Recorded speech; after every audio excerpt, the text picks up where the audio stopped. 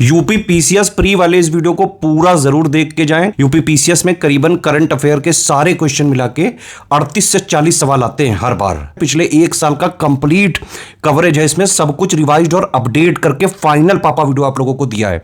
इस वीडियो को बिल्कुल चबा के खा के जाना। आरओ का इससे पहले पेपर हुआ था, उसमें भी सारे के सारे current affair study for civil services का जो पापा वीडियो दिया था उसी से आए थे। यूपी पीसीएस 2024 का जो प्री 22 दिसंबर 2024 को हुआ था, उसमें भी सारे के सारे करंट अफेयर के question study for civil services से ही आए थे। अभी बीपीएससी का एग्जाम हुआ, उसमें भी सारे करंट अफेयर के स्टडी फॉर सिविल सर्विसेज के पापा वीडियो से ही आते हैं।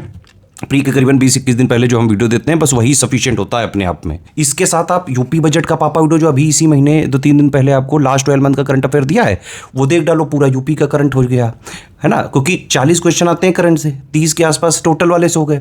3, 4, 5 जो है यूपी बजट और प्लस जो है यूपी करंट मिला के होता है। तो करंट वाला आप देख डालो यूपी का, उससे हो जाएगा। प्लस इकोनॉमी के भी बजट पापा, यूनियन बजट पापा, यूपी बजट पापा और इकोनॉमी वीडियो जो हम इकोनॉमी पापा जो वीडियो दिया है वो तीनों देख डालो, उससे इकोनॉमी के सारे हो जाएंगे कवर।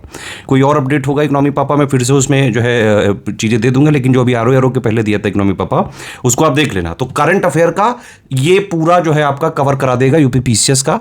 इसके अलावा कोई मैगजीन, कोई बुक, कोई आँख कान नाक गला मुंह हाथ ये सब नहीं करना है। यूपी पीसीएस के लिए ही लगे रहते हैं हम लोग पिछले 9 साल से।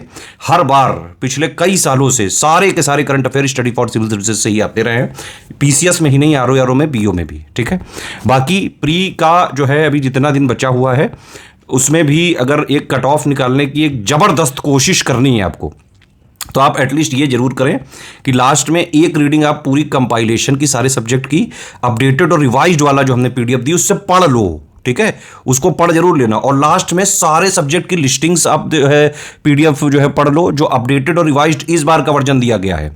इतना अगर कर लोगे, 1300 पेजेस में है कंपाइलेशन लिस्टिंग, इससे प्री का कंप्लीट जो सिलेबस है वो पूरा का पूरा कवर हो जाता है। ठीक है, पेड क्विज देख के कम से कम 2025 वाले क्वेश्चन जरूर लगा डालना, और टेस्ट सीरीज भी आप एटलीस्ट जो है जितनी हमने दी हैं वो जरूर लगा लीजिएगा। फुल लेंथ वाली तो लगानी बहुत जरूरी है। ठीक है, फुल लेंथ वाली तो लगाइए।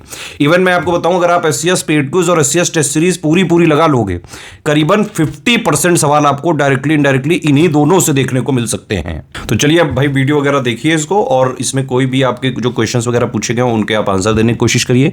वीडियो को लाइक जरूर कर लीजिए ताकि आगे भी बढ़ता रहे ये। कोई और फीडबैक, कोई कमेंट, कोई सजेशन आप देना चाहते हैं, प्लीज वीडियो में कमेंट करके आप जरूर बताइए।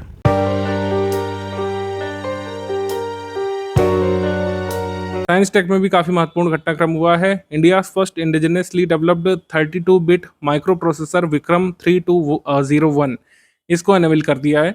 केंद्रीय मंत्री श्री अश्विनी वैष्णव जी ने ये स्वदेश निर्मित 32 bit micro processor chip Vikram 3201 को जो है पेश किया है। ठीक है, इसको बनाया किसने, एग्जाम में आ सकता है, विक्रम साराभाई स्पेस सेंटर, इसरो के विक्रम साराभाई स्पेस सेंटर ने सेमीकंडक्टर लेबोरेटरी मोहाली चंडीगढ़ के साथ मिलकर के बनाया है, या मोहाली की जगह चंडीगढ़ भी एग्जाम में दिया हो सकता है। ठीक है, इसको सेमीकंडक्टर लेबोरेटरी मोहाली चंडीगढ़ और विक्रम साराभाई स्पेस सेंटर ने मिलकर के बनाया है। और ये किस काम में आएगा भाई, ये रॉकेट्स और लॉन्च व्हीकल्स में काम आएगा। जो हार्श एनवायरमेंटल कंडीशंस होती है रॉकेट और लॉन्च व्हीकल्स में, उसमें काम में आएगा। जैसे 2 स्टेटमेंट वाला सवाल बना दे, जैसे लिख दे मान लो कि it will be used in high and mobile and laptops. तो क्या स्टेटमेंट सही होगा? बिल्कुल नहीं। इसको रॉकेट्स और लॉन्च व्हीकल्स में इस्तेमाल किया जाएगा, ना कि मोबाइल लैपटॉप्स या किसी कम्युनिकेशन डिवाइस में। ये इंपॉर्टेंट है। और एक और बता दें कि विक्रम 1601 नामक चिप हम पहले यूज़ करते थे 2009 से, ये उसका एडवांस वर्जन है कह सकते हैं। पोर्टेबल हैंड हेल्ड डिवाइस सेरेबो को विकसित किया गया है। भारतीय चिकित्सा अनुसंधान परिषद यानी ICMR ने इसको डेवलप किया है। पोर्टेबल हैंड हेल्ड डिवाइस है, पोर्टेबल हाथ में लेकर के यूज़ की जा सकने वाली डिवाइस सेरेबो। ये सीवियर ब्रेन इंजरी को डिटेक्ट कर सकेगी और इंटरनल ब्लीडिंग को 2 मिनट के भीतर। जैसे किसी का एक्सीडेंट हो जाता है और जब तक उसको ले जाते हैं CT स्कैन वगैरह कराने, तो कई बार उसकी डेथ हो जाती है, आपने घटनाएं सुनी होंगी। तो ऐसी डिवाइस है जो 2 मिनट के भीतर ही चेक कर लेगी कि क्रेनियल इंजरी कैसी है, अंदर चोट तो नहीं लगी है, खून का रिसाव कैसा हो रहा है, तो उसके हिसाब से ट्रीटमेंट जल्दी हो सकेगा। और सेरेबो की कीमत 15 लाख रुपए बताई जा रही है। ठीक है, इसको किसने डेवलप किया है? Indian Council of Medical research, medical devices and diagnostic mission secretariat, AIIMS Bhopal, NIMHANS और बायोस्कैन रिसर्च ने मिलकर के। वेनरा डी मिशन, रूस ने 2036 के पूर्व शुक्र ग्रह पर पुनः जाने के लिए वेनरा डी मिशन लॉन्च करने की घोषणा की है। अभी देखिए सिर्फ घोषणा है तो याद क्या रखना है, वेनरा डी मिशन किस कंट्री का है? रशिया का है। इस मिशन से कहाँ किसको मतलब खोजने जा रहे हैं? वीनस को, वीनस को। आगे हम लोग बढ़ेंगे। विक्रम 1 प्रक्षेपण यान का प्रथम चरण कलाम 1200 मोटर का प्रथम स्थैतिक परीक्षण किया गया है। तो कलाम 1200 नंबर की मोटर जो विक्रम लॉन्च व्हीकल के फर्स्ट स्टेज में इस्तेमाल की जाएगी, sky root aerospace limited Hyderabad ने बनाई है। ये मोनोलिथिक कंपोजिट मोटर है, मोनोलिथिक कंपोजिट मोटर है। इसका प्रोपेलेंट मास है 30 टन। ठीक है। इसरो का दूसरा लॉन्च पोर्ट या फिर लॉन्च पैड हम लोग कह सकते हैं, जल्दी तैयार हो जाएगा। ऐसा कह रहे हैं कि इसको दिसंबर 2026 से ऑपरेशनल कर दिया जाएगा। ये अनाउंसमेंट की गई थी इसरो के द्वारा। ये कहाँ पे होगा, ये बहुत एग्जाम में जरूरी है, आ सकता है कि ये कहाँ बनेगा। इसका नाम है कुलाशेखरपट्टनम लॉन्च पैड। तो अभी ज़्यादातर भारत में लॉन्चिंग कहाँ से होती है? श्रीहरिकोटा से होती है, आंध्र प्रदेश से, आपको पता है। तो ये सेकेंड जो है कह सकते हैं लॉन्च पैड के रूप में, लॉन्च पोर्ट के रूप में काम करेगा। तमिलनाडु के तूतीकोरिन में बनेगा। तमिलनाडु के तूतीकोरिन डिस्ट्रिक्ट में ये कुलाशेखरीपट्टनम पोर्ट होगा या लॉन्च पैड होगा इसरो का। ठीक है। श्रीहरिकोटा के बाद सेकंड होगा, क्योंकि ज़्यादातर जो लॉन्चिंग होती है श्रीहरिकोटा से होती है, लेकिन अब दूसरी जगह से भी हो सकेगी। आगे साइंस एंड टेक में आ जाते हैं। भारत की पहली स्वदेशी मलेरिया वैक्सीन ये एडफॉल्सीवैक्स कह सकते हैं, जारी की गई है। जारी नहीं की गई, मतलब इसका जो है ट्रायल वगैरह अनाउंस किया गया है। एडफॉल्सीवैक्स एक शिमेरिक रिकम्बिनेंट वैक्सीन है। तो जैसे टाइप ऑफ वैक्सीन काफ़ी पूछा गया था कोविड के समय में, तो एक रिकॉम्बिनेंट वैक्सीन है। ये ऐसी वैक्सीन है जो पैथोजन के डिफरेंट जो पार्ट हैं जीन के, उस पर अटैक करती है, जो टारगेट प्रोटीन क्रिएट करती है, जो कि कह सकते हैं पैथोजन के प्रति रिस्पॉन्स क्रिएट करते हैं। इट यूजेस सर्कमस्पोरोजाइट प्रोटीन, ये सर्कमस्पोरोजाइट प्रोटीन का इस्तेमाल करती है to prevent infection in a person who has been immunised. Indian Council of Medical Research ICMR ने ये अनाउंस किया है कि उन्होंने बना लिया है। अब कंपनीज जो है आकर के इसमें ट्रायल वगैरह शुरू कर सकती हैं। रिकॉम्बिनेंट वैक्सीन एडफॉल्सीवैक्स प्लाज्मोडियम फॉल्सीपायरम के अगेंस्ट काम करेगी। ये प्रोटोजोआ होता है और इसी से मलेरिया फैलता है। हालांकि इंडिया में जो प्लाज्मोडियम है वो प्लाज्मोडियम विवैक्स है। इंडिया में जो प्रोटोजोन पैरासाइट मलेरिया फैलाता है वो है प्लाज्मोडियम विवैक्स, उसके अगेंस्ट वैक्सीन काम नहीं करेगी। तो प्लाज्मोडियम फैल्सीपैरम के अगेंस्ट वैक्सीन बनाई गई है। जबकि भारत में जो मोस्ट कॉमन मलेरियल पैरासाइट है वो कौन सा है? प्लाज्मोडियम विवैक्स है। तो ये चीज़ ध्यान रखिएगा। RS में आ चुका है, इसके बारे में डिटेल में। सक्षम 3000 स्विच से राउटर ये शुरू किया गया है।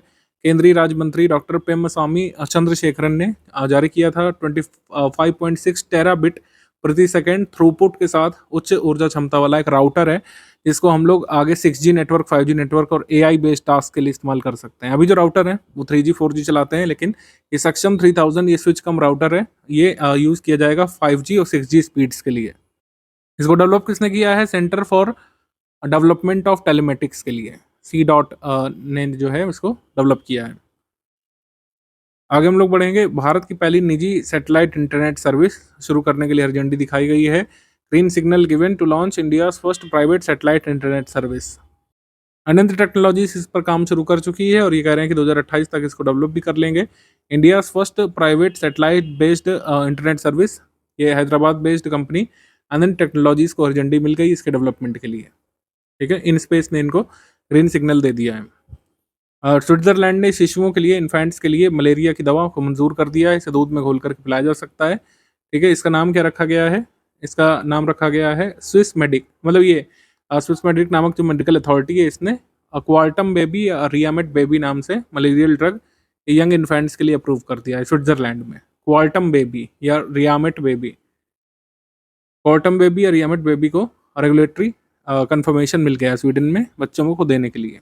भारत के पहले कम लागत वाले उन्नत कार्बन फाइबर, भारत का पहला low cost advanced carbon fibre foot prosthesis जो है ये एनेबल किया गया है। कार्बन फाइबर फुट प्रोस्थेसिस या कृत्रिम पैर जो है इसका अनावरण किया गया। किसने इसको डेवलप किया है? Defence research and development laboratory DRDL और एम्स बीबी नगर तेलंगाना ने मिलकर के इसको बनाया है। India first indigenously designed and developed make in India के तहत बनाया गया advance carbon fibre foot prosthesis AIIMS Bibinagar में। आगे भारत के पहले हाइड्रोजन चालित ट्रेन कोच का सफलतापूर्वक परीक्षण किया गया है। अभी ये मतलब लैब स्टेज में ही है, तो कुछ भी ऐसा ये पता नहीं रहेगा कि कहाँ से कहाँ चलेगा। बस इसका India first hydrogen powered coach जो है ये Chennai based integral coach factory ICF में जो है ये इसको टेस्ट किया गया है। ये जानकारी दी थी हमारे रेलवे मिनिस्टर ने। चीन ने मधुमक्खियों के लिए अल्ट्रा लाइट ब्रेन कंट्रोलर विकसित किया है। मक्खियों पे टेस्ट कर रहा है चाइना, उनके ब्रेन को कंट्रोल करने के लिए। ठीक है, Beijing institute of technology China में इन्होंने वर्ल्ड्स लाइटेस्ट 74 मिलीग्राम का एक ब्रेन कंट्रोलर डेवलप किया। इसको मधुमक्खियों में इसने इस्तेमाल किया है इन लोगों ने, मतलब मधुमक्खी की बैक पर इसको रखा गया है और ये मधुमक्खी के ब्रेन को फाइन नीडल्स की मदद से कंट्रोल कर सकता है। मधुमक्खी को ट्रेन किया जा सकता है ब्रेन कंट्रोलर की मदद से कि वो आगे बढ़ेगी, कि पीछे जाएगी, कि बैठेगी, उठेगी, fly left right forward and backward, इसके लिए टेस्ट किया गया है।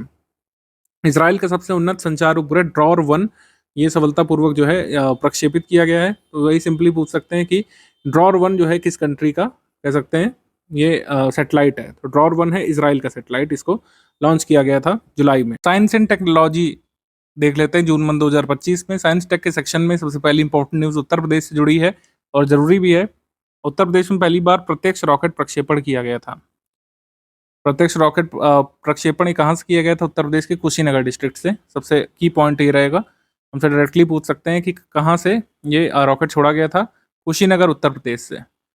भारतीय राष्ट्रीय अंतरिक्ष संवर्धन और प्राधिकरण केंद्र इन स्पेस इसरो के सहयोग से एस्ट्रोनॉटिकल सोसाइटी ऑफ इंडिया ने कुशीनगर से एक सफल मॉडल रॉकेट का परीक्षण किया था। मॉडल रॉकेट प्रक्षेपण परीक्षण किया था।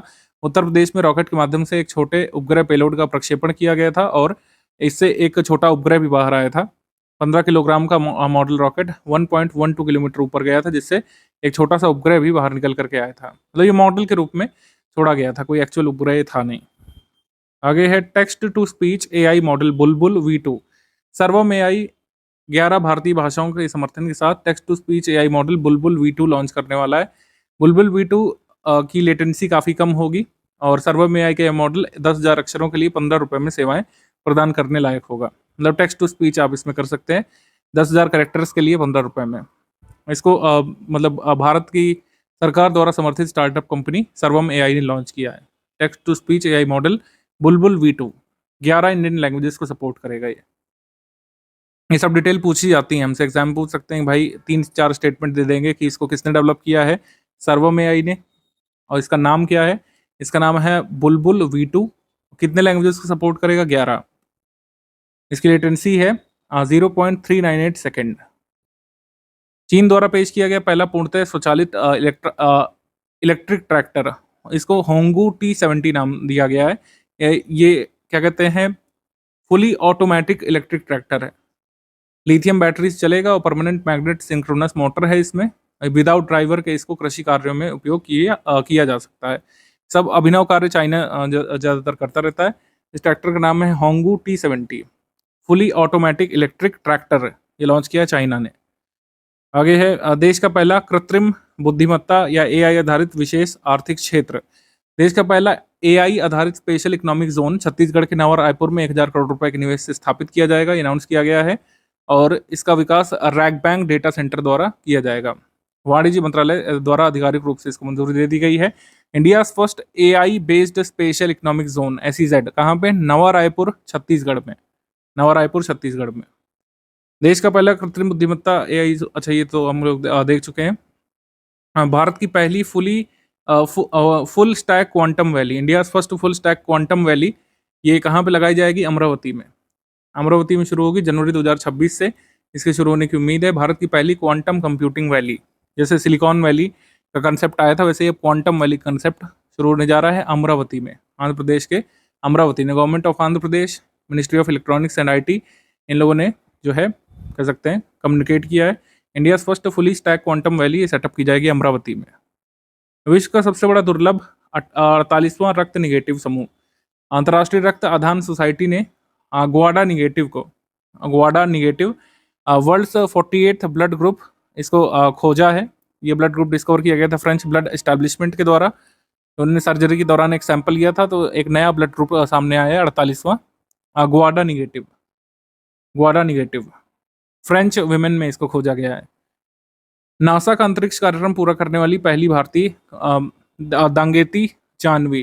दांगेती जानवी ये पलाकोल्लू से है, गोदावरी डिस्ट्रिक्ट ऑफ आंध्र प्रदेश से। Has become the first Indian to complete NASA's International Air and Space Program. NASA के अंतर्राष्ट्रीय एयर एंड स्पेस प्रोग्राम को पूरे करने वाली पहली भारतीय बनी है डांगेती जानवी।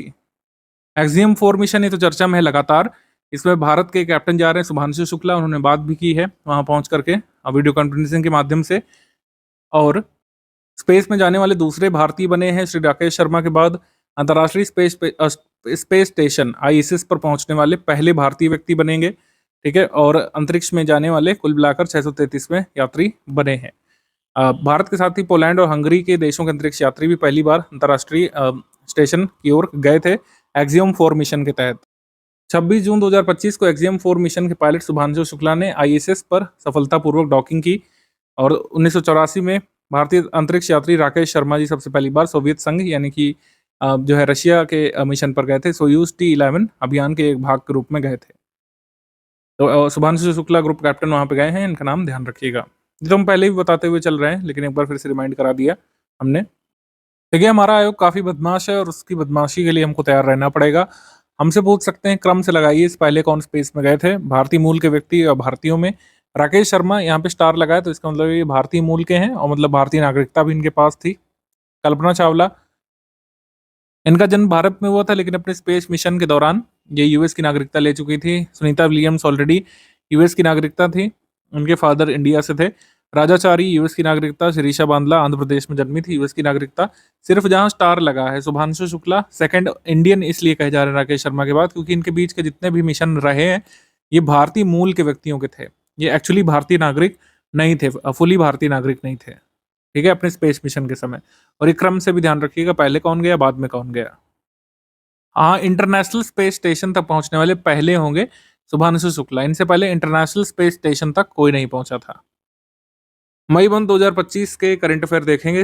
विज्ञान और प्रौद्योगिकी संबंधी यानी साइंस टेक करंट अफेयर मई 2025 के। सबसे पहले आर्मी हॉस्पिटल में एक उन्नत 3D माइक्रोस्कोप का इस्तेमाल किया गया है। किस लिए? ग्लूकोमा सर्जरी के लिए, मोतियाबिंद के ऑपरेशन के लिए इस्तेमाल किया गया है 3D माइक्रोस्कोप का। और पहली एक तरीके की अचीवमेंट इसको कही जा सकती है, क्योंकि जो ये टेक्नोलॉजी यूज़ की गई है 3D microscope technology glaucoma surgery के लिए, इसका इस्तेमाल करके cataract, cornea, glaucoma, retina treatment ये सब ऑपरेशन अब बहुत ही मिनिमल इन्वेशन यानी कि बहुत न्यूनतम चीड़फाड़ के साथ आगे किए जा सकेंगे। 3D माइक्रोस्कोप का यूज़ करके एक बाकायदा LCD स्क्रीन पर देखते हुए डॉक्टर ऑपरेशन कर सकते हैं। इसको कहाँ पर परफॉर्म किया गया? Department of ophthalmology army hospital में, आर्मी हॉस्पिटल न्यू दिल्ली में। भारत का पहला क्वांटम कुंजी वितरण हासिल किया गया है, जिसको कह सकते हैं इंडिया ने फर्स्ट क्वांटम की डिस्ट्रीब्यूशन हासिल कर लिया है। Centre for development of telematics यानी CDOT और स्टारलाइट टेक्नोलॉजीज लिमिटेड ने साथ में काम करते हुए 4 कोर मल्टी कोर फाइबर पर देश की पहली क्वांटम कुंजी वितरण का सफलतापूर्वक परीक्षण कर लिया है। क्वांटम की डिस्ट्रीब्यूशन का सक्सेसफुल टेस्ट भारत ने कर लिया है। क्वांटम की हासिल करने से क्या होगा? डेटा ट्रांसमिशन मल्टीपल कोर्स में हो सकेगा सिंगल फाइबर के थ्रू।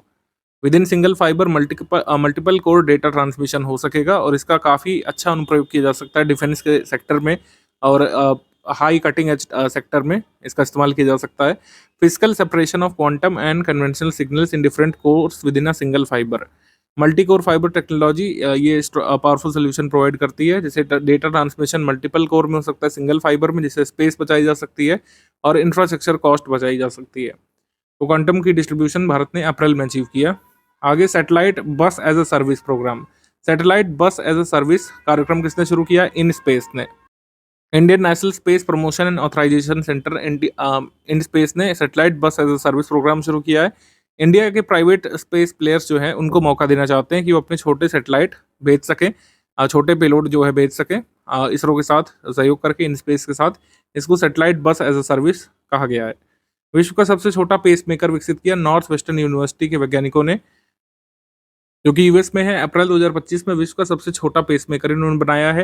ये शरीर के बाहर लगाए गए एक वायरलेस उपकरण से नियंत्रित हो सकता है, चावल के दाने से भी छोटा है और टेम्परेरी बेसिस पर इसका इस्तेमाल किया जा सकता है। केवल अस्थायी पेसमेकिंग के लिए इसका इस्तेमाल किया जाता है और आवश्यकता समाप्त होने के बाद ये वहीं पर हमारे शरीर में घुल जाएगा, क्योंकि इसमें ऐसे फ्लूइड इस्तेमाल किए गए हैं जो बायोकम्पैटिबल है।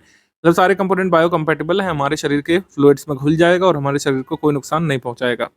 जॉन ए रॉजर्स, रॉथ वेस्टर्न बायो इलेक्ट्रॉनिक्स के, इन्होंने इस डिवाइस को डेवलप किया है। चावल के दाने जितना छोटा पेसमेकर है। नॉर्थ वेस्टर्न यूनिवर्सिटी जो कि यूएस में है, उसके लोगों ने बनाया है कुल मिलाकर के। Smallest pacemaker. भारत द्वारा विश्व का सबसे उच्च रिजोल्यूशन वाली मौसम पूर्वानुमान प्रणाली लॉन्च की गई, जिसको BFS कहा जा रहा है। BFS, world's highest resolution weather forecasting system. BFS का मतलब Bharat forecasting system, highest resolution weather forecasting system इसको कहा गया है। इसको किसने डेवलप किया है? सबसे पहले तो institute of tropical meteorology Pune ने। Institute of tropical meteorology Pune ने 6x6 किलोमीटर ग्रिड पर ये वेदर जो है कह सकते हैं प्रेडिक्ट कर सकता है। एग्जिस्टिंग ग्रिड थी 12 किलोमीटर्स की, तो ज़्यादा रिजोल्यूशन का यहाँ पर आपको आउटपुट मिल सकता है। BFS can provide 6 kilometre resolution forecast for a tropical region falling between 30 degree south and 30 degree north latitudes. इधर डिटेल मेरे हिसाब से नहीं पूछेंगे, इसका नाम आपसे पूछ सकते हैं। भारत फोरकास्टिंग सिस्टम BFS इसका नाम है।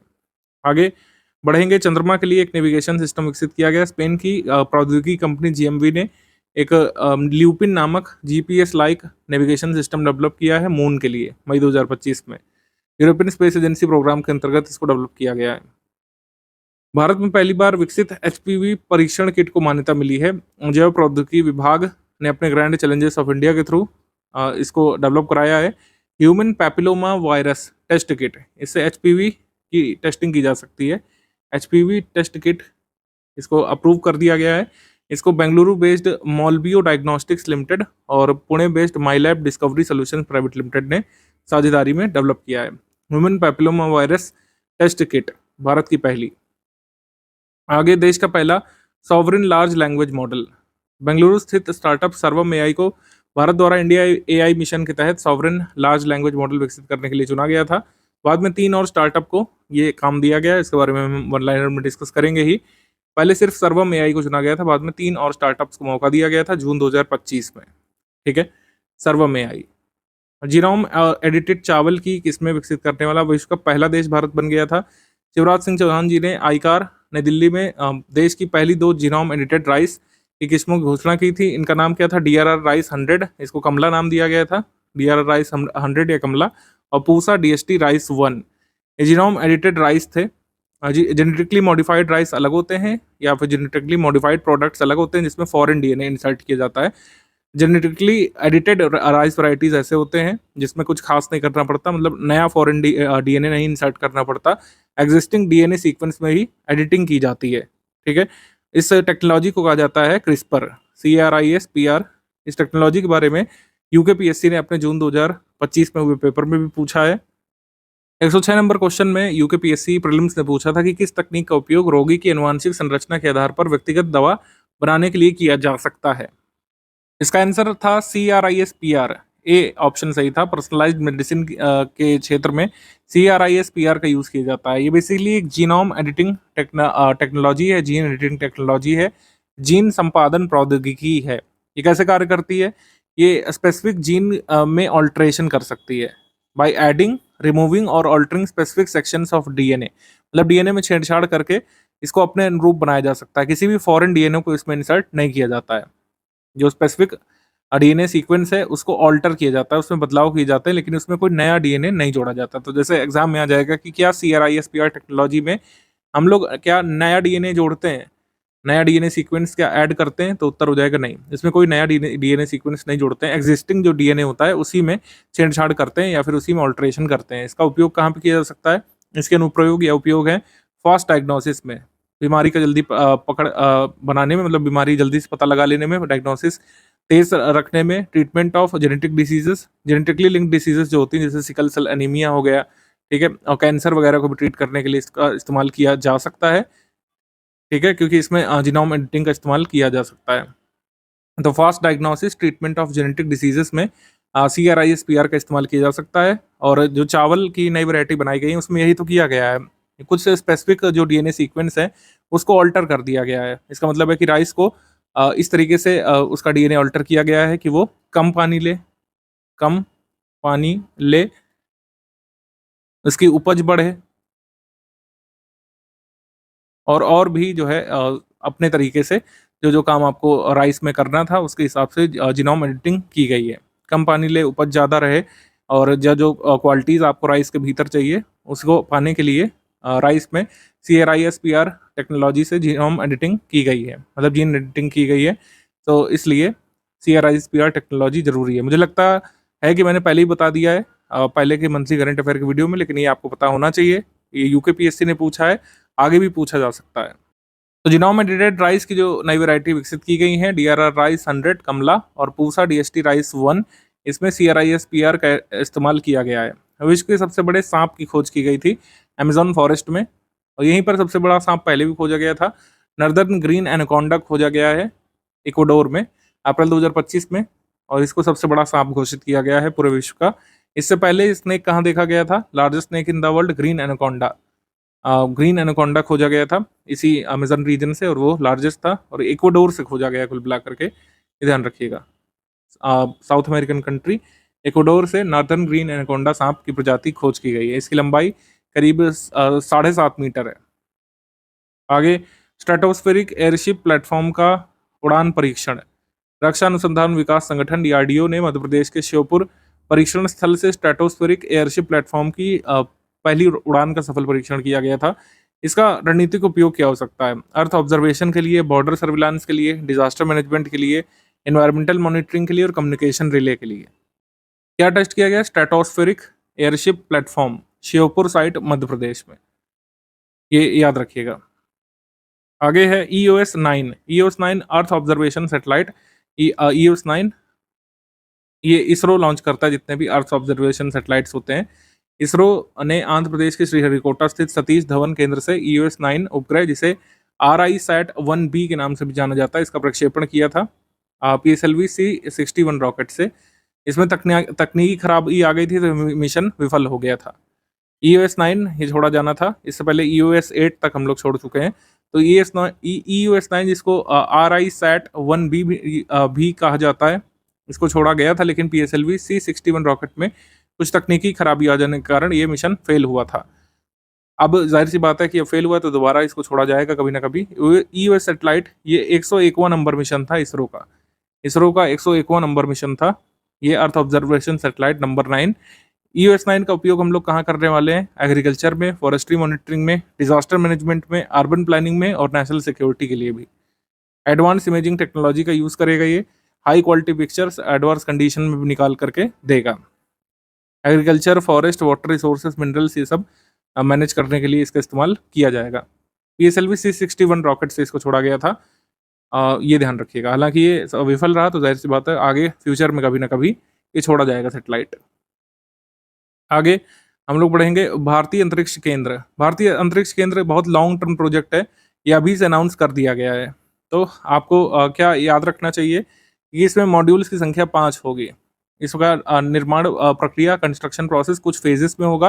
2028 में पहले मॉड्यूल को लॉन्च करने की योजना है। गगनयान के सफल मतलब होने के बाद ही इसको लॉन्च करेंगे। तो मुझे नहीं लगता कि 2028 तक हो पाएगा, लेकिन चूंकि इसरो कह रहा है ऑफिशियल स्टेटमेंट में, तो ये अभी के लिए याद रखना पड़ेगा कि भारतीय अंतरिक्ष स्टेशन के पहले मॉड्यूल को 2028 में लॉन्च किया जाएगा।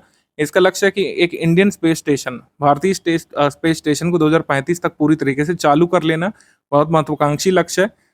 यह स्टेशन सौर ऊर्जा से संचालित करने की योजना है। GSLV Mark 3 और भविष्य में विकसित किए गए नए रॉकेट्स जो है, हैवी लॉन्च व्हीकल्स, उनका उपयोग करके लॉन्च किया जाएगा। इसरो अपना स्पेस स्टेशन कब बनाना चाहता है, मतलब भारतीय अंतरिक्ष स्टेशन पूरी तरीके से चालू करने का जो लक्ष्य है, महत्वाकांक्षी लक्ष्य, वो कब का है? 2035 का। ये रटना है, ये बिल्कुल अच्छे से याद होना चाहिए, क्योंकि जब तक 2035 नहीं आ जाता ये बार बार पूछता रहेगा आयोग आपसे कि भारतीय अंतरिक्ष स्टेशन कब तक इसरो चालू करने की योजना बना रहा है 2035 तक, लेकिन पहला मॉड्यूल या पहला फेज कब लॉन्च किया जाएगा? 2028 में। तो बस ये याद रखना जरूरी है। आगे आ जाएंगे अप्रैल मंथ पर। अप्रैल मंथ में इसरो द्वारा PSLV के लिए स्वदेशी सैटेलाइट नोजल डाइवर्जेंट विकसित किया गया है। चौथे चरण के नोजल डाइवर्जेंट के लिए इस्तेमाल की जाने वाली सामग्री जो है क्या है? ये स्टेलाइट है। Stellite as an alternative to imported columbium material. Stellite is a cobalt based alloy जिसमें क्रोमियम, निकल, टंगस्टन और आयरन का इस्तेमाल करते हैं हम लोग। तो ये जो है नोजल डाइवर्जेंट है पीएसएलवी के लिए, ये यूज़ किया जाएगा स्टेलाइट। कोबाल्ट बेस्ड एलॉय है जिसमें क्रोमियम, निकल, टंगस्टन, आयरन इसका इस्तेमाल किया जाता है। आगे हम लोग पढ़ेंगे blindsight chip. Elon Musk की कंपनी न्यूरालिंक ने एक ब्लाइंड साइड चिप विकसित करने की घोषणा की थी। ये चिप उन लोगों को देखने में मदद कर सकती है जिन्होंने अपनी दोनों आंखों और ऑप्टिक नर्व को डैमेज कर लिया है, यानी जिनकी ऑप्टिक नर्व ही खराब हो चुकी है, जिसको परमानेंट अंधापन बोलते हैं, वो लोग भी देख सकेंगे इस चिप के थ्रू। अभी कैसे पॉसिबल करेंगे ये अभी बताया नहीं है। इसको इन्होंने ब्रेक थ्रू डिवाइस नाम दिया है कि अंधे लोग भी पूरी तरीके से देख सकेंगे। इसको US food and drug administration ने अप्रूव कर दिया है। अब इसको 2025 तक पहली बार किसी ह्यूमन में टेस्ट किया जाएगा, और जब टेस्ट किया जाएगा तो आपको बताएंगे हम। स्पेस एक्स का पृथ्वी की ध्रुवीय कक्षा में उड़ान भरने के लिए पहला निजी मिशन फ्रैम 2 लॉन्च किया गया था। स्पेस एक्स का मिशन फ्रैम 2 ये first manned spacecraft to fly directly over the Earth's polar regions on 1 April 2025। 1 April को लॉन्च किया गया था। पोलर ऑर्बिट में जाने वाला था क्रू ड्रैगन कैप्सूल रिजाइलेंस के माध्यम से, फाल्कन 9 रॉकेट से। It was a 3 to 5 day mission. इसमें 4 एस्ट्रोनॉट गए थे, उनके नाम लिखे हैं चुन वैंग, जैनिक मिकलसन, रैबिया रग और एरिक फिलिप्स, ये सब गए थे फ्रैम 2 मिशन में। स्पेसएक्स का था ये। आगे ब्लू ओरिजिन की ऐतिहासिक महिला अंतरिक्ष उड़ान। ब्लू ओरिजिन की न्यू शेपर्ड रॉकेट ने टेक्सास से उड़ान भरी थी और sub orbital satellite space flight को पूरा किया था। सभी क्रू मेंबर्स इसमें विमेन थी। लॉरेन शॉन्सेस, कैटी पेरी, गेल किंग, आयशा बॉवे, अमांडा गुवेन और कैरियन फ्लिन, ये सब लोग थे। वैन हॉर्न टेक्सास से उड़ान भरी थी ब्लू ओरिजिन के न्यू शेफर्ड रॉकेट से। First all female space mission था 1963 के बाद, ये पहला था ब्लू ओरिजिन का। भारत का सबसे शक्तिशाली क्वांटम कंप्यूटर लॉन्च किया गया था क्यूपाई एआई इंडस। विज्ञान और प्रौद्योगिकी विभाग द्वारा समर्थित स्टार्टअप जो है नेशनल क्वांटम मिशन के अंतर्गत उसने लॉन्च किया है क्यूपाई एआई इंडस। इसको India most powerful quantum computer कहा जा रहा है, जो 25 सुपर कंप्यूटिंग क्यूबिट्स का इस्तेमाल करेगा। It is India first fully stack quantum computing system. इस कंप्यूटर को किस स्टार्टअप ने बनाया है? बेंगलुरु बेस्ड स्टार्टअप क्यूपाई एआई ने। अब जाहिर सी बात है कि जितना भी हम आपको अनाउंस कर रहे हैं काफ़ी आपको ग्राउंड ब्रेकिंग लग रहा होगा, लेकिन सिर्फ ये चीज़ें अभी लैब में विकसित की गई हैं। India most powerful quantum computer अभी सिर्फ लेबोरेटरी में बनाया है। इसको कैसे इस्तेमाल करेंगे और कहाँ पर इस्तेमाल करेंगे इसका भी कोई ढांचा नहीं तैयार किया गया है। तो अभी भारत का जितना भी एआई और क्वांटम कंप्यूटिंग है अभी शैशव अवस्था में, आप कह सकते हैं, मतलब बच्चा फेज में है।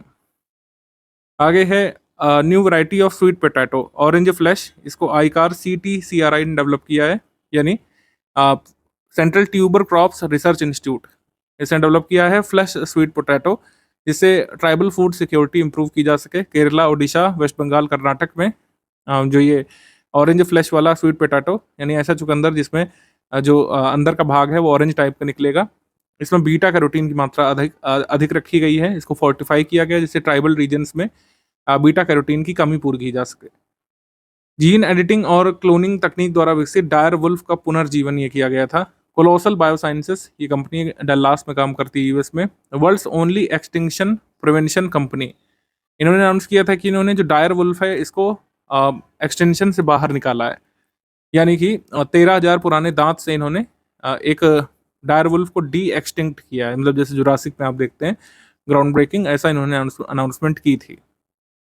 हमारे एग्जाम के लिए बस इतना जरूरी है कि किसने इसको किया था, कोलोसल बायोसाइंसेस, यूएस की एक कंपनी ने डायर वुल्फ को पुनर्जीवित किया था, मतलब एक एक्सटिंक्ट हो चुके जानवर को पुनर्जीवित इन्होंने किया था, उसका नाम है डायर वुल्फ। भारत में हीमोफीलिया के लिए नया जीन थेरेपी उपचार विकसित किया गया है, इसकी घोषणा की गई थी। डॉक्टर जितेंद्र सिंह ने कहा है कि BRIC इनस्टेम ट्रायल से किए गए हैं और ये first human gene therapy trial होगा हीमोफीलिया का CMC वेल्लोर में।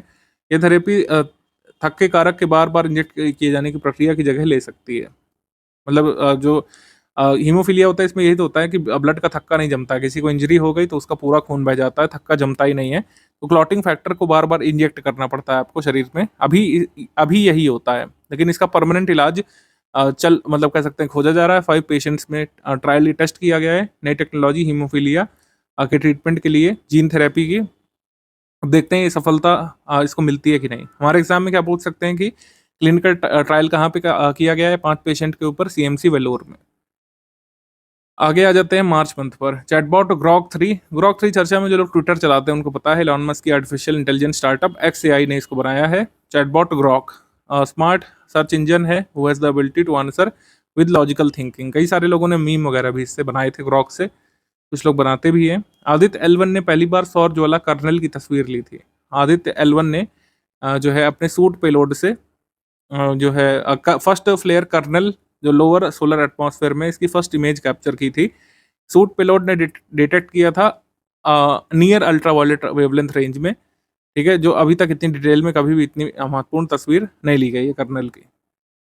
आगे बढ़ेंगे। चंद्रयान 3 के आंकड़ों से चंद्रमा पर और अधिक बर्फ होने की संभावना है। अभी तक चंद्रयान 3 मिशन से जो हमने आंकड़े कलेक्ट किए हैं हमारे साइंटिस्ट ने, उन्होंने कहा है कि जितना हमने सोचा है उससे अधिक बर्फ हो सकती है चंद्रमा पर। ये स्टडी जो चेस्ट डिवाइस लगी है चंद्रयान 3 के विक्रम लैंडर पर, उससे जो कलेक्ट की गई इन्फॉर्मेशन के आधार पर ये इन्फ्रेंस निकाला गया है कि चंद्रयान 3 से हमें पता चला है कि जितनी और ज़्यादा अधिक बर्फ हो सकती है चंद्रमा पर। माइक्रोसॉफ्ट की पहली क्वांटम चिप मेजराना फर्स्ट, इसका जो है अनावरण किया गया था। यूपीएससी में भी आया था 2025 वाले पेपर में। First quantum computing chip Majorana first, इसको किसने एनेबल किया था? इसको एनेबल किया गया था माइक्रोसॉफ्ट के द्वारा। Microsoft Majorana first is the first quantum processing unit based on topological course. अब क्वांटम कंप्यूटिंग चिप ये ले तो आए हैं, अब हमें ऐसा प्रतीत हो रहा है कि कहीं ना कहीं कोई ऐसी डिवाइस भी माइक्रोसॉफ्ट बनाएगा 5 से 10 साल के भीतर जिसमें चिप पड़ी होगी और वो कुछ ऐसे ऑपरेशंस कर सकेगा। चंद्रमा पर उतरने वाली दूसरी निजी कंपनी बनी थी फायरफ्लाई एरोस्पेस। इन्होंने अपना ब्लू घोस्ट स्पेसक्राफ्ट ये भेजा था स्पेस पर केप कैनावरल फ्लोरिडा से फाल्कन 9 रॉकेट से।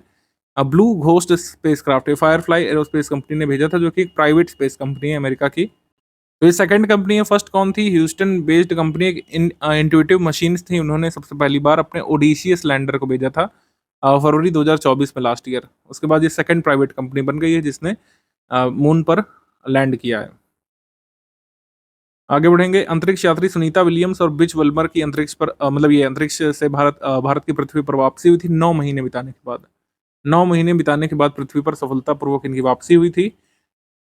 नासा के एस्ट्रोनॉट्स थे क्रू 9 के सुनीता विलियम्स, इसमें बुच विल्बर, निक हेग और रशियन कॉस्मोनॉट अलेक्जेंडर गोर्बुनोव ये सक्सेसफुली इंटरनेशनल स्पेस स्टेशन से भारत लौटे थे। स्पेस एक्स के क्रू ड्रैगन कैप्सूल में ये सवार थे। वापस आते समय गल्फ ऑफ मैक्सिको के निकट फ्लोरिडा में इन्होंने लैंड किया था। इंटरनेशनल स्पेस स्टेशन 1 वीक के लिए विजिट करने गए थे, लेकिन बोइंग स्टारलाइनर कैप्सूल में जो खराबी आ गई थी, इनको 9 महीने इंटरनेशनल स्पेस स्टेशन में रुकना पड़ा था। तो ये अपने आप में ऐतिहासिक था कि 9 महीने बाद भी ये लोग वापस आ गए थे। आगे बढ़ेंगे। भारत में मोटापा और टाइप 2 डायबिटीज़ के इलाज के लिए पहली बार एक एंटी ओबेसिटी दवा लॉन्च की गई है। US pharmaceutical company Eli and company ने बनाई है इंजेक्टेबल वेट लॉस ड्रग, इसको मोन्जारो कहा जा रहा है, ठीक है, मोन्जारो। इसको भारत में लॉन्च किया गया है।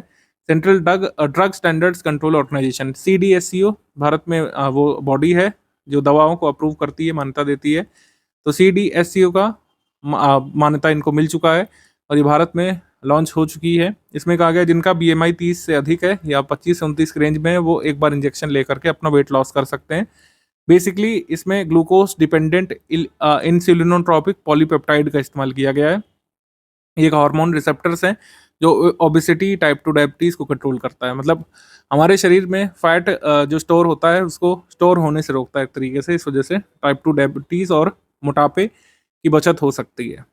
कंपनी का नाम ध्यान रखिएगा और दवा का नाम ध्यान रखिएगा। इसका नाम है मुंजारो, दवाई का नाम है मुंजारो। आगे बढ़ते हैं। AI संचालित सरकारी स्क्रीनिंग कार्यक्रम नयनामृतम, ये केरल गवर्नमेंट ने शुरू किया। नयनामृतम AI पावर्ड आई स्क्रीनिंग सोल्यूशन है। AI असिस्टेड आई क्रोनिक डिसीज स्क्रीनिंग प्रोग्राम है। मतलब AI का उपयोग करके ये लोग आंखों में जितनी भी बीमारियां हैं किसी के, उसको पता लगाने की कोशिश करेंगे। इस प्रोजेक्ट को इन्होंने नाम दिया केरल में नयनामृतम। नयनामृतम। आपको पता है कि जो ट्रेडिशनल जो मेडिसिन है उसमें क्या होता है? डायग्नोसिस होता है। डायग्नोसिस कई बार गलत निकल जा रहा है। आपने देखा होगा कि कई बार आप किसी चीज़ की जाँच कराते हैं, आपकी पीठ में दर्द है, फेफड़ों की बीमारी निकाल दी, उसका इलाज चला काफ़ी दिन तक, आपका पीठ दर्द ठीक ही नहीं हो रहा है, फिर बाद में पता चलता है कि डायग्नोसिस गलत था और आप गलत दवाइयाँ खाते रहे, है ना? तो ये सब कमी को रोकने के लिए डायग्नोसिस में एआई का इस्तेमाल किया जाने लग रहा है आजकल। इसरो ने हाई स्पीड माइक्रो प्रोसेसर विकसित किए हैं। उसका क्या नाम है?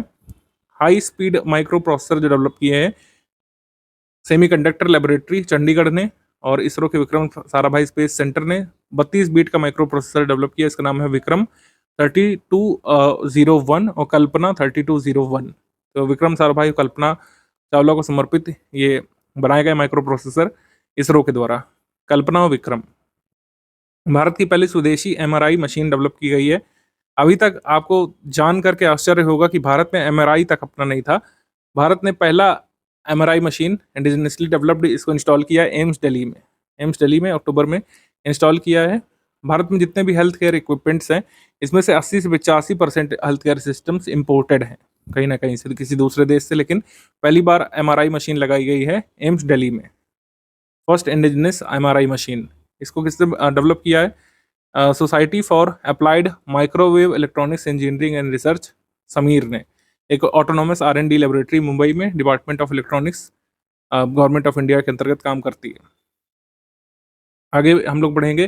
प्रकाश से निर्मित विश्व का पहला सुपर सॉलिड। इटालियन रिसर्चर्स ने सक्सेसफुली लाइट को एक सुपर सॉलिड में कन्वर्ट करने का एक्सपेरिमेंट किया था। तो बस ये ध्यान रखना है कि लाइट को सुपर सॉलिड में किसने कन्वर्ट किया? इटालियन रिसर्चर्स ने। भारत में चंद्रयान 5 मिशन को मंजूर कर दिया गया है। चंद्रयान 3 अब पूरा हो चुका है, तो चंद्रयान 4 चंद्रयान 5 को मंजूर कर दिया गया है। चंद्रयान 4 जो है 2027 में प्रक्षेपित किया जाएगा और चंद्रयान 5 भी आगे प्रक्षेपित किया जाएगा। चंद्रयान 4 मिशन का उद्देश्य है चंद्रमा से इकट्ठा किए गए नमूनों को पृथ्वी पर वापस लाना। जैसे चंद्रयान 3 तक क्या था कि हमको सॉफ्ट लैंड करना था पहले, लेकिन अब एक स्टेप आगे बढ़ेंगे। सॉफ्ट लैंड तो करना ही है, वहां से हमको नमूने वापस लाना है, जैसे चाइना परफॉर्म कर चुका है। चंद्रयान 5 और भी महत्वाकांक्षी मिशन होगा। इसकी डिटेल्स अभी बाहर नहीं आए हैं और ये कब लॉन्च होगा ये भी नहीं बताया गया है। जाहिर सी बात है चंद्रयान 4 के बाद ही होगा। इसमें 250 किलोग्राम का रोवर भेजेंगे। चंद्रयान 5 मिशन जापान के सहयोग से छोड़ा जाएगा। फेब मंथ पे आ जाते हैं हम लोग। भारतीय प्रौद्योगिकी संस्थान मद्रास और इसरो ने अंतरिक्ष अनुप्रयोगों के लिए स्वदेशी माइक्रो प्रोसेसर विकसित किया है, जिसका उपयोग बाह्य अंतरिक्ष में कमांड और नियंत्रण प्रणालियों और अन्य महत्वपूर्ण कार्यों में किया जा सकता है। इस चिप का नाम है शक्ति। इसको India first indigenous space grade semiconductor chip कहा जा रहा है। इसका नाम है शक्ति, ये ध्यान रखिएगा। एरोस्पेस ग्रेड सेमीकंडक्टर चिप शक्ति। जल प्रदूषण डिटेक्टिंग डिवाइस एरो ट्रैक को विकसित किया गया था आईआईटी मद्रास नहीं actually IIT Bombay. Indian institute of technology Bombay ने डेवलप किया portable low cost water pollution detecting device arrow track इसका नाम है। प्रोटीन बेस्ड बायोसेंसर का यूज करती है हार्मफुल पोल्यूटेंट्स जैसे फिनॉल और बेंजीन का भारत के पानी के सैंपल्स में पता लगाने के लिए। इसका नाम ध्यान रखिएगा एरो ट्रैक, आईआईटी बॉम्बे ने डेवलप किया है। इन विट्रो फर्टिलाइजेशन के माध्यम से कंगारू भ्रूण सफलतापूर्वक तैयार किया है यूनिवर्सिटी ऑफ क्वींसलैंड ऑस्ट्रेलिया ने। यूनिवर्सिटी ऑफ क्वींसलैंड ऑस्ट्रेलिया ने फर्स्ट कंगारू एम्ब्रियो डेवलप किया है in vitro fertilisation IVF technique से। पाकिस्तान चीन के चांग A8 मिशन में शामिल हो गया है। पाकिस्तान आप जानते हैं कोई भी उनका अपना इंडिजिनस स्पेस मिशन नहीं है। जितना भी उन्होंने स्पेस में कुछ भी उखाड़ा है वो चाइना की मदद से है। तो पाकिस्तान ने चैंग E8 मिशन को कह सकते हैं ज्वाइन कर लिया है। चैंग E8 लूनर मिशन ये चाइना लॉन्च करेगा 2028 में। तो पाकिस्तान भी अपना एक रोवर इसी रॉकेट में भेज देगा। कुल मिलाकर ये रहेगा south pole of the moon में चाइना अपना जब भेजेगा रोवर तो उसी के साथ पाकिस्तानी रोवर भी जाएगा साथ में। उत्तर प्रदेश के प्रयागराज में जब कुंभ चल रहा था तो सेंट्रल पोल्यूशन कंट्रोल बोर्ड की एक रिपोर्ट आई थी। उसमें कहा गया था कि जिस वाटर में लोग नहा रहे हैं स्नान कर रहे हैं उसमें फीकल कोलिफॉर्म बैक्टीरिया की जो लिमिट है परमिसिबल लिमिट से ज़्यादा है। 2500 यूनिट पर 100 ml से ज़्यादा है फीकल कोलिफॉर्म बैक्टीरिया की लिमिट। Faecal coliform bacteria generally human faeces में और सीवेज वाटर में पाया जाता है। ये देखा गया था कि गंगा वाटर में फीकल कोलिफॉर्म बैक्टीरिया काफ़ी बढ़े हुए पाए गए थे। आगे बढ़ेंगे। समुद्री मानव वैज्ञानिक पनडुब्बी मत्स्य 6000 इसकी वेट टेस्टिंग की गई थी कटुपल्ली पोर्ट में 17 फेब 2025 को। मत्स्य 6000 समुद्रयान प्रोजेक्ट के लिए डेवलप की गई है। समुद्रयान प्रोजेक्ट क्या है? 3 पर्सन इस पनडुब्बी में बैठ करके समुद्र के 6000 मीटर जाएंगे और अपनी रिपोर्ट तैयार करेंगे कि क्या क्या हमको समुद्र के नीचे मिल सकता है। सबमर्सिबल मिशन जो है, मतलब ये पनडुब्बी से नीचे जाने वाला जो मिशन है, इसका शैलो ट्रायल्स 500 मीटर की डेप्थ तक ही पूरा किया जाएगा 2025 में। पहला इसका वेट टेस्टिंग कटुपल्ली में की गई थी। तो इस सबमरीन का नाम ध्यान रखिएगा, इसका नाम है मत्स्य 6000, और 6000 का मतलब है कि 6000 मीटर नीचे ये पनडुब्बी जा सकती है। ये भारत का समुद्रयान मिशन है। अब बिमकॉइन नाम की एक ब्लॉकचेन आधारित कैंपस मुद्रा लॉन्च की गई है। Birla institute of management technology greater Noida ने India first blockchain based campus currency चलाई है Bimcoin to facilitate secure and transparent transactions in ecosystem. तो ये पूछ सकते हैं कि बिमटेक या किस इंस्टीट्यूट ने चलाई है। Birla institute of management and technology greater Noida ने बिमकॉइन चलाया है। ग्रहों की परेड 2025 में 21 जनवरी से 28 जनवरी के बीच प्लानिटरी परेड वाला एक फिनोमेना देखा गया था। अगला प्लानिटरी परेड हमको देखने को मिलेगा 2040 में। प्लानिटरी परेड में शामिल ग्रहों के नाम यहाँ पे लिखे हुए हैं। जब 7 प्लैनेट्स एक स्ट्रेट लाइन में आ जाते हैं तो इनको कहा जाता है प्लानिटरी परेड। ये फिनोमेना हमको देखने को मिला था 21 जनवरी से, और ये 28 फरवरी तक देखा गया था। फीस्ट 2025, इसरो ने भारतीय प्रौद्योगिकी संस्थान हैदराबाद के साथ एक फीस्ट 2025 सॉफ्टवेयर बनाया है। 8वें राष्ट्रीय फिनाइट एलिमेंट डेवलपर्स की सहायता से इसको लॉन्च किया गया था। फीस्ट का आशय है finite element analysis of structures. ये फीस्ट सॉफ्टवेयर इसरो ने बनाया है, इसके साथ आईआईटी हैदराबाद के साथ मिल करके entity locker, electronics and IT मंत्रालय ने राष्ट्रीय ई गवर्नेंस प्रभाग के माध्यम से अत्याधुनिक प्लेटफॉर्म एंटिटी लॉकर विकसित किया है। इसका उद्देश्य है to improve management and verification of business organisation documents. Business organisation के डॉक्यूमेंट को मैनेज करने के लिए एंटिटी लॉकर बनाया गया है। डिंगा डिंगा वायरस ये युगांडा के बुंडी बुगियो जिले में देखा गया था। युगांडा में डिंगा डिंगा वायरस देखा गया था, ये ध्यान रखिएगा। डीप सीक ये चाइना ने एक एआई बनाया था। डीप सीक बेसिकली एक चाइनीज एआई स्टार्टअप, इन्होंने अपना एक डीप सीक बनाया है। डीप सीक R1 नामक एक चैटबॉट जो इन्होंने बनाया, ये ओपन एआई के चैट जीपीटी के साथ डायरेक्टली compete कर रहा था और कई बार इसके रिजल्ट्स इससे अच्छे साबित हुए थे, ये कहा गया था। काफ़ी सारा लॉस यहाँ पर एनवीडिया को हुआ था इसके बनने से, ये उस समय काफ़ी चर्चा में था। तो आप ध्यान रख सकते हैं, अभी भी लोग इसका प्रयोग कई बार करते हैं डीप सीक का। प्रोजेक्ट वाटरवर्थ, मेटा ने प्रोजेक्ट वाटरवर्थ का शुभारंभ करने की घोषणा की है। विश्व की सबसे लंबी समुद्री इंटरनेट केबल डालने की परियोजना है, वर्ल्ड्स लॉन्गेस्ट अंडर सी इंटरनेट केबल प्रोजेक्ट। ये प्रोजेक्ट 50,000 किलोमीटर तक की केबल डालना चाहता है। किन किन कंट्रीज के नीचे केबल डाली जाएगी? India, Brazil, South Africa, US में। Cable laid at the depth of 7,000 metres in the sea में 7,000 मीटर नीचे ये वाटरवर्थ के तहत केबल डाले जाएंगे। इसको मेटा कह सकते हैं। मेटा जो कंपनी है, फेसबुक की पेरेंट कंपनी मेटा, वो इसको अंडरटेक करेगी, प्रोजेक्ट वाटरवर्थ। जनवरी मंथ पे आ जाते हैं डार्क कॉमेट्स। डार्क कॉमेट्स की डेफिनेशन थोड़ा सा देख लीजिएगा। डार्क कॉमेट्स नॉर्मल कॉमेट्स की तरीके के होते हैं, बस डिफरेंस ये होता है इनकी ब्राइट टेल नहीं होती है, इसी वजह से इनको डार्क कॉमेट कहा जाता है।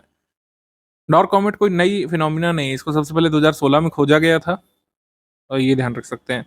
आगे है ध्रुवीय सूर्य घड़ी या पोलर सनडाइल। विक्रम साराभाई अंतरिक्ष केंद्र द्वारा एक पोलर सनडाइल विकसित की गई थी। केरल के थुम्बा स्थित विक्रम साराभाई अंतरिक्ष केंद्र के अंतरिक्ष संग्रहालय में रॉकेट गार्डन में इसको प्रदर्शित किया गया था। इसका यूज केस क्या है? एक एनालिटिक करेक्शन प्रोवाइड करती है इंडियन स्टैंडर्ड टाइम का with date. It accurately displays IST, local, solar time and date. तो इस पोलर सनडाइल से बेसिकली आप IST, इंडियन स्टैंडर्ड टाइम देख सकते हैं, लोकल, सोलर टाइम और डेट एकदम एक्यूरेट देख सकते हैं। आगे बढ़ेंगे हम लोग नीचे। विश्व की सबसे तेज ट्रेन का प्रोटोटाइप चीन द्वारा पेश किया गया था। हाई स्पीड बुलेट ट्रेन, जिसको CR 450 का अपडेटेड मॉडल कह रहे हैं ये लोग। इनका उद्देश्य 450 किलोमीटर प्रति घंटे की रफ्तार से ट्रेन को दौड़ाना। विश्व की सबसे हाई स्पीड ट्रेन होगी। China state railway group company इसको डेवलप कर रही है। तो अब तक की सबसे हाई स्पीड ट्रेन चाइना के पास ही है, ये पता होना चाहिए। इसरो का 1वां उपग्रह प्रक्षेपण, 101वां तो EOS-9 वाला था, 1वां कौन सा था? NVS-02 सैटेलाइट वाला। NVS-02 सैटेलाइट वाला, इसको GSLV F-15 रॉकेट से लॉन्च किया गया था सतीश धवन स्पेस सेंटर श्रीहरिकोटा से। GSLV F-15 रॉकेट से। NVS-02 उपग्रह, ये सवा उपग्रह था इसरो का, ये लॉन्च किया गया था। तो ये बात तक भी पूछा जा सकता है कि इसरो का सवा उपग्रह कौन सा था? NVS-02 satellite, NVS-02 satellite. 27 दिसंबर 2024 को भारतीय प्रौद्योगिकी संस्थान बॉम्बे ने दर्द रहित इंजेक्शन के लिए एक सुई रहित शॉक सिरिंज विकसित की थी। जब दर्द रहित शॉक सिरिंज बनाई गई थी, इस सिरिंज से दवा बिना सुई के दी जा सकती थी। मतलब बिना नीडल वाला इंजेक्शन एक तरीके से था, जिससे बच्चे डरते हैं, सिरिंज से डरते हैं, तो बिना सिरिंज का इंजेक्शन जो शॉक वेव्स के माध्यम से ड्रग्स बॉडी में इंजेक्ट कर सकता है, इसको विकसित किया था किसने? IIT बॉम्बे ने, Indian institute of technology Bombay ने एक syringe less painless injection develop किया था। स्पेडेक्स मिशन, स्पेडेक्स मिशन, इसके बारे में UKPSC ने भी पूछा था। 30 दिसंबर 2024 को इसरो ने स्पेस डॉकिंग एक्सपेरिमेंट या स्पेडेक्स मिशन लॉन्च किया था PSLV C60 रॉकेट से। स्पेस डॉकिंग मिशन अंजाम दिया गया था, space docking experiment PSLV C60 rocket से। इसका उद्देश्य था कि jointly install 2 satellites in space. इसमें डॉक किया जाता है सैटेलाइट्स को। 2 सैटेलाइट होते हैं, एक था चेजर SD X01 और दूसरा था टारगेट। इनकी डॉकिंग कराई जाती है। तो इंडिया स्पेस डॉकिंग कैपेबिलिटी हासिल करने वाला कह सकते हैं चौथा देश बन गया। अभी तक स्पेस डॉकिंग कैपेबिलिटी सिर्फ अमेरिका, रशिया, चाइना के पास थी। स्पेडेक्स मिशन का एक भाग था POEM4, इसके बारे में UKPSC ने पूछा था और अन्य एग्जाम्स ने भी इसको काफ़ी पूछा था इसके यूनिक नेम की वजह से। PSLV ऑर्बिटल एक्सपेरिमेंटल मॉड्यूल इसका फुल नेम है। इसका यूज केस क्या था कि स्पेस डॉकिंग मिशन के बाद जो PSLV C60 रॉकेट जो है, इसका जो फोर्थ स्टेज इसका इस्तेमाल कर लिया जाएगा, इसको खराब नहीं होने दिया जाएगा। फोर्थ स्टेज का इस्तेमाल एक्सपेरिमेंटल कह सकते हैं रिसर्च के लिए कर लिया जाएगा। और इस फोर्थ स्टेज का इस्तेमाल कौन करता है? यही POEM4 मॉड्यूल। इसने इंडियन ओशियन को इम्पैक्ट किया था अप्रैल में, इम्पैक्टेड इंडियन ओशियन, अर्थ के एटमॉस्फेयर में वापस आकर के इंडियन ओशियन को इसने इम्पैक्ट किया था अप्रैल 2025 में। याद रखिएगा, ये बात हमसे पूछी गई थी UKPSC के पेपर में। POEM4 module.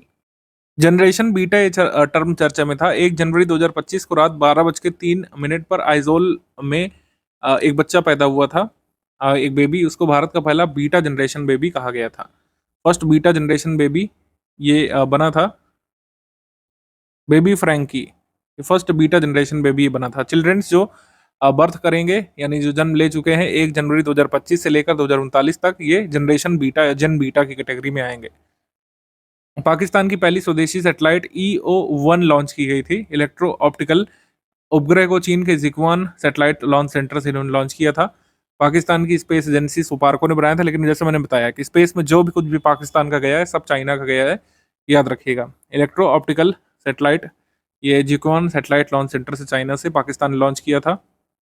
भारत की पहली कह सकते हैं eVTOL एयर टैक्सी जिसका नाम है शून्य, इसका परीक्षण किया गया था। भारत की पहली electric vertical take off and landing air taxi prototype Shunya, यानी इलेक्ट्रिक टैक्सी जो हवा में उड़ सकती है, 250 किलोमीटर प्रति घंटे की रफ्तार से चल सकती है, 160 किलोमीटर प्रति घंटे की रफ्तार से उड़ान भर सकती है। 20 से 30 किलोमीटर छोटी यात्राओं के लिए इसका निर्माण किया गया है। 2028 तक इसको लॉन्च करने का लक्ष्य रखा गया है। भारत की पहली eVTOL एयर टैक्सी शून्य बेंगलुरु बेस्ड स्टार्टअप ने बनाया है सरला एविएशन ने।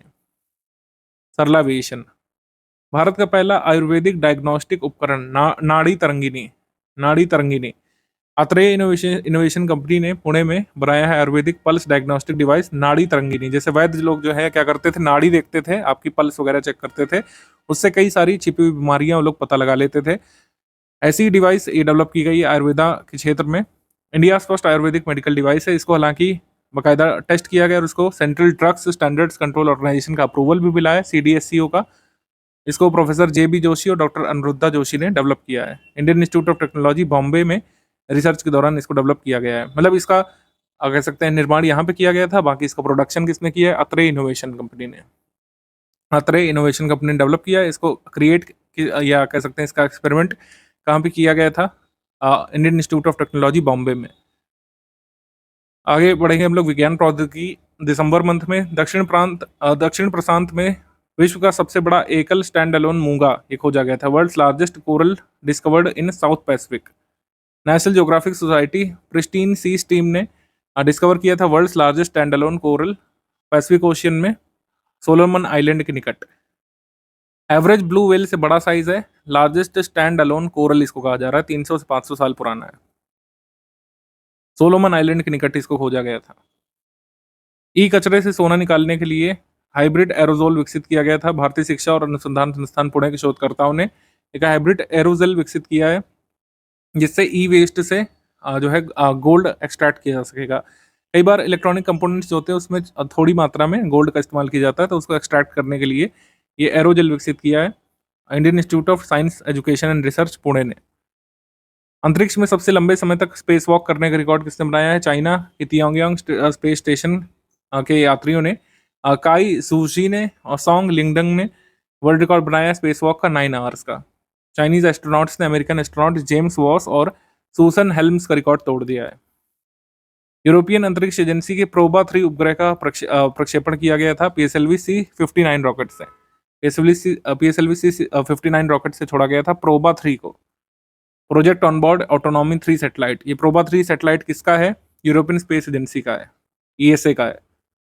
आप सोच रहे होंगे हमने कोई विदेशी सैटेलाइट क्यों लॉन्च किया है? क्योंकि आदित्य L1 और यूरोपियन स्पेस एजेंसी का प्रोबा 3 मिशन ये सोलर ऑब्जर्वेशन के लिए साथ में काम करने वाले हैं 2025 में।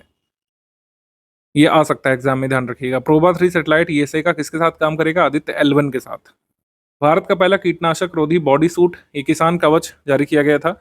बीआरआईसी इंस्टेम रिसर्च टीम ने सेपियो हेल्थ प्राइवेट लिमिटेड के सहयोग से ये 4,000 रुपये मूल्य का एक किसान सूट या किसान कवच डेवलप किया है, जो धोया जा सकता है, 150 बार धो करके पहना जा सकता है। तो बेसिकली पेस्टिसाइड वगैरह का प्रयोग जब किसान करते हैं, कई बार अपनी बॉडी पर भी पेस्टिसाइड डाल लेते हैं और कई बार मृत्यु तक हुई है। ऐसे मामले सामने आए कि पेस्टिसाइड छिड़कते हुए किसान की मृत्यु हो गई। तो ऐसे घटनाओं से बचने के लिए एक किसान बॉडी कवच या किसान कवच लॉन्च किया गया, एंटी पेस्टिसाइड बॉडी सूट किसान कवच। आगे हम लोग बढ़ेंगे। नैनो बबल टेक्नोलॉजी का शुभारंभ किया गया था। यूनियन मिनिस्टर कीर्तिवर्धन सिंह ने इसको इनॉग्रेट किया था।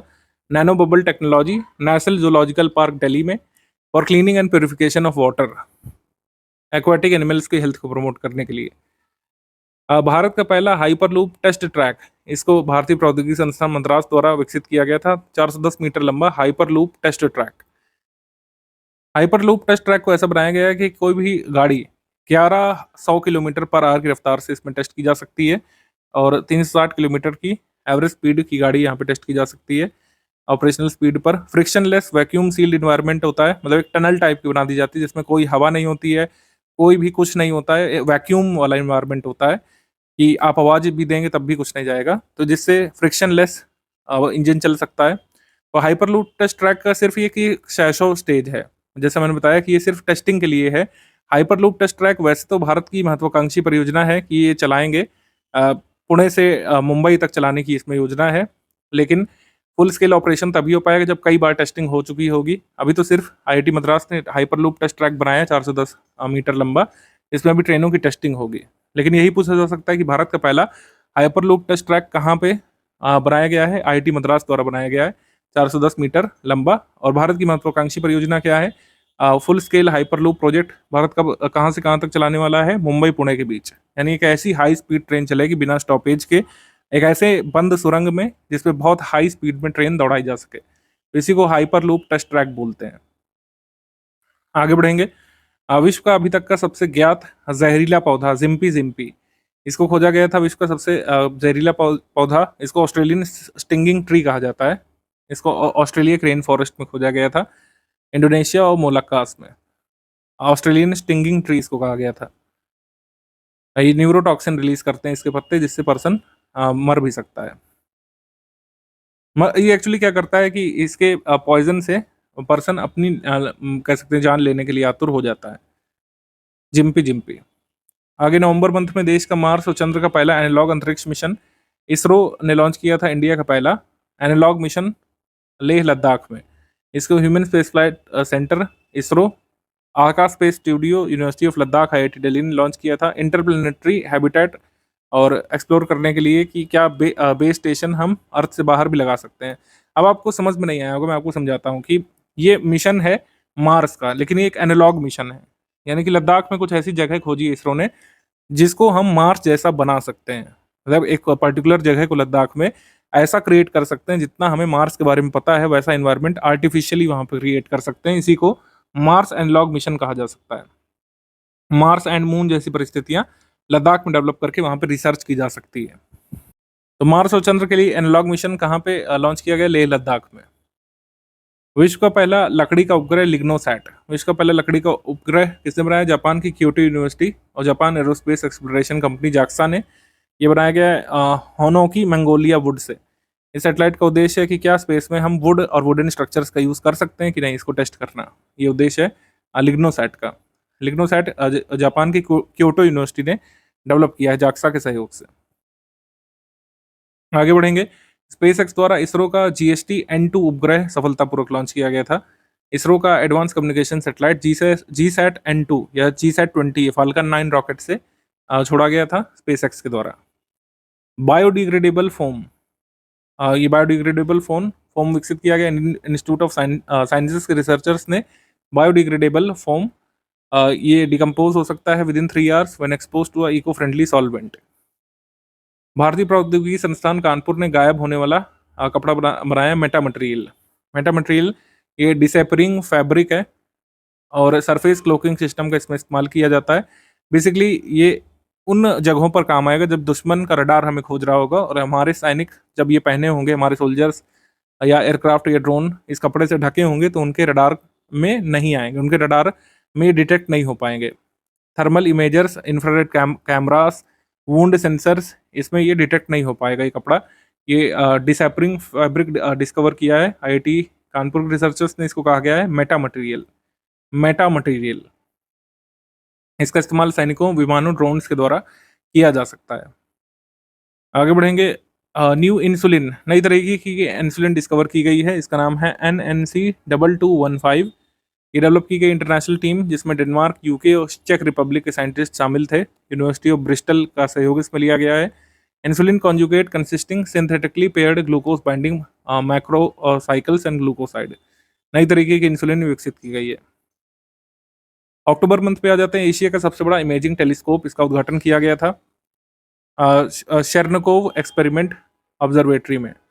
Major atmospheric Cherenkov experiment observatory, Asia's largest imaging Cherenkov telescope. इसको भाभा एटॉमिक रिसर्च सेंटर ने डेवलप किया, BARC ने।